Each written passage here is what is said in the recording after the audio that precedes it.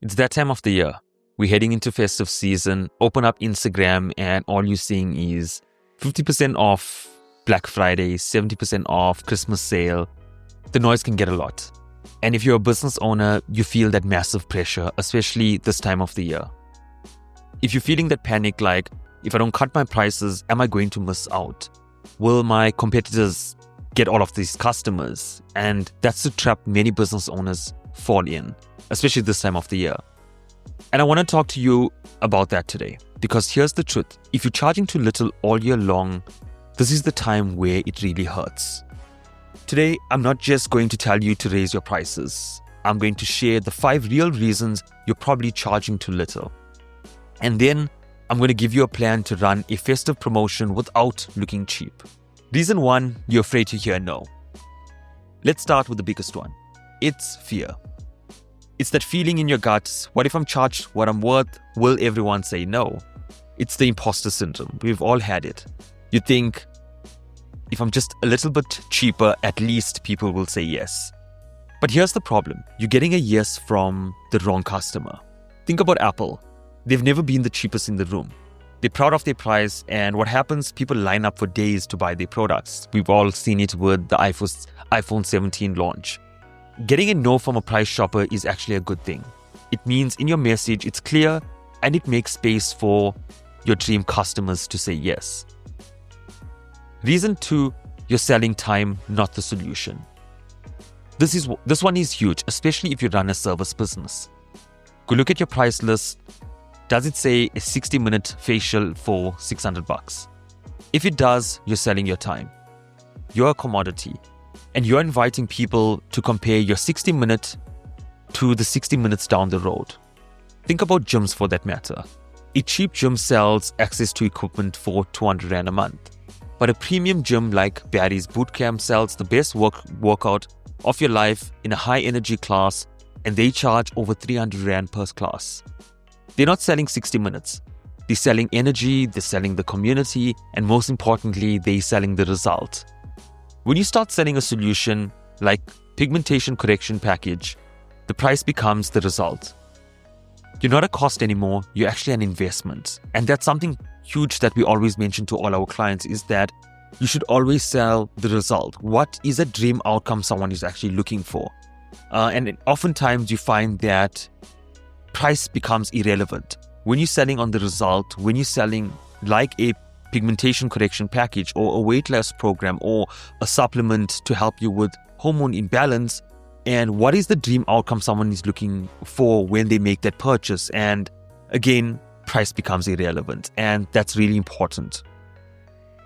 Reason 3, you haven't done the scary math. This one, no one really wants to do. That you're actually charging too little because you don't actually know what it costs you to open up your doors.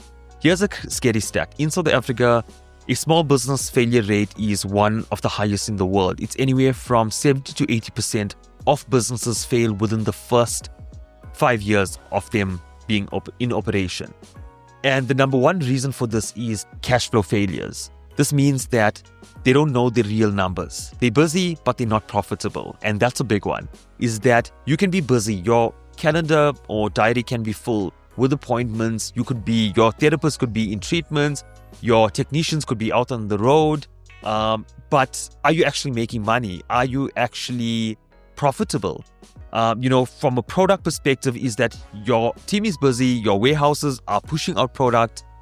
Every day you're getting in, a couple of orders, but are you actually profitable in those orders? And are you making money? And oftentimes we see this, especially in service businesses, is that you looked at the other guy down or the other lady down the street and you went 50 Rand cheaper. But you forgot the rent, the electricity, the product, the quality of your products, the staff salary, the booking software. And when you add all of that up, you might realize that on a 300 Rand facial or on a 500 Rand purchase, you're actually losing money. And you're paying your customers to be your client. And the most important thing is you need to know your numbers. You need to know your numbers in terms of, is it profitable? And am I making money at the end of the day? Reason 4 is you're comparing yourself to the wrong competitor.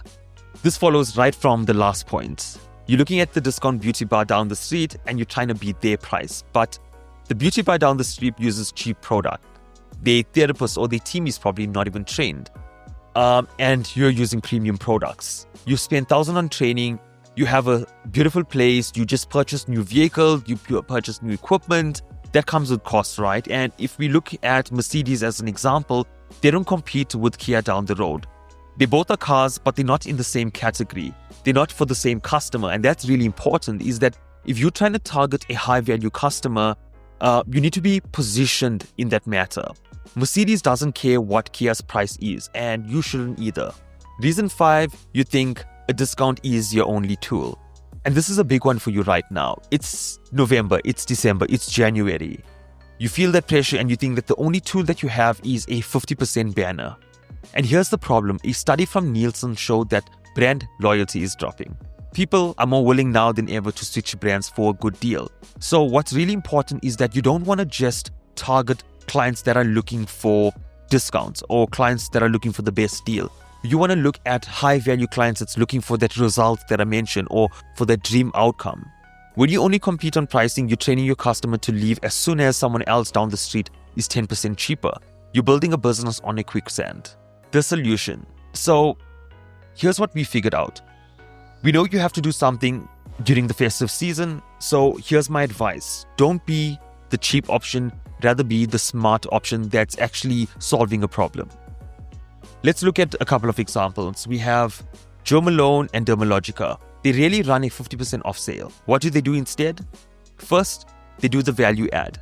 They offer a gift with purchase. So don't do 50% off a facial.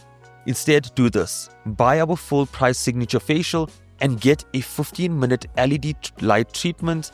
The client feels special. They feel like it's a specific offering for whatever their outcome is. In this case, is they're looking for that signature facial. You just gave them 300 Rand worth of value, but it only cost you 15% or 15 minutes of machine time.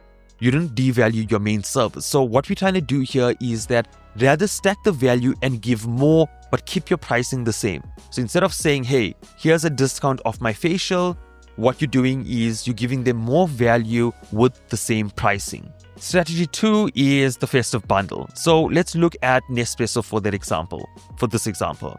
They don't just discount the machine. What they do is they stack the value and add 50 free pods on top of the main machine. So here you're creating a new premium package. Call it the 2026 Kickstarter kit. It's a facial, and a peel, and a full-size home care product. The package price is 2,000 Rand, but you tell them that the total value is 2,500 or even 3,000, and they get it for 2,000. Another way that we've seen a lot of clients doing it is charge it at 2,500, but advise them that they're getting the products at a bundle at zero cost.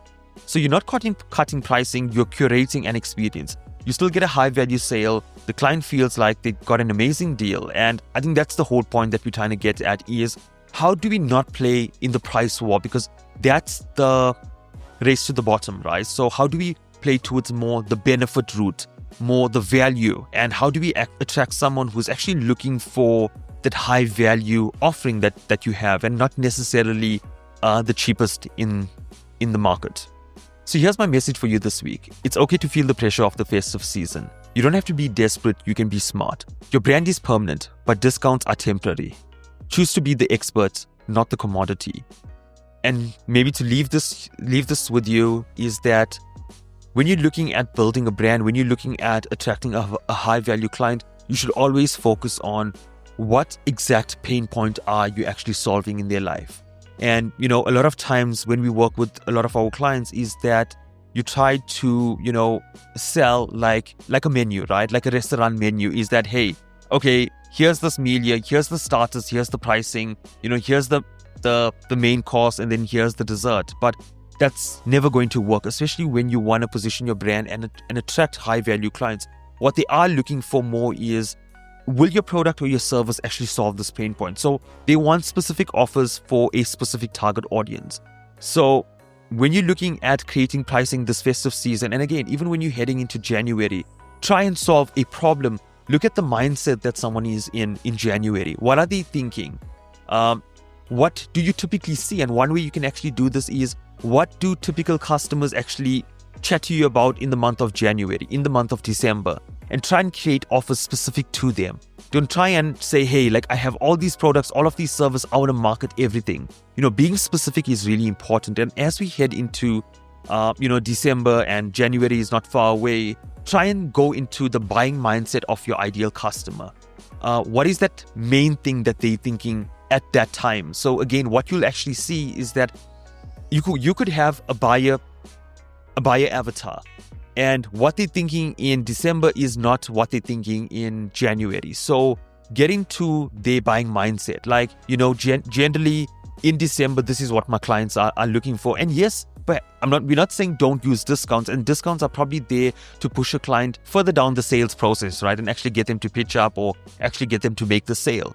But when you're looking at building up your offers and creating your packages, look at the buying mindset. Look at what someone is looking at right now. I actually had a conversation with a client and we're building the offers for December. And at time we can look at bundles, right? Like I want to do this facial with, this massage, or I want to do this facial with this products. And great, do that. But look at the buying mindset. One of the ways is looking at, are you looking at creating offers that's towards someone who's at a holiday mindset, which is generally from the 15th of December?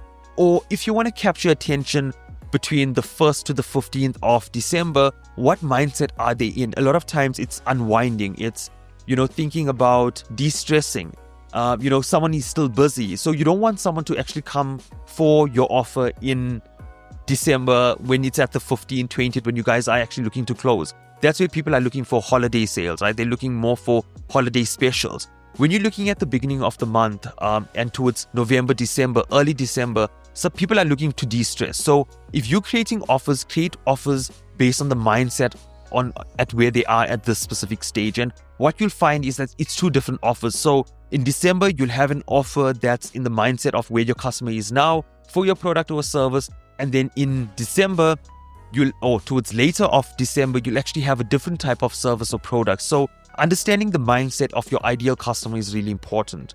And yeah, that's something that I'll leave you with. If you enjoyed this video, hit the subscribe button. We have a couple of more videos that we're launching over the next couple of weeks. I'll see you soon.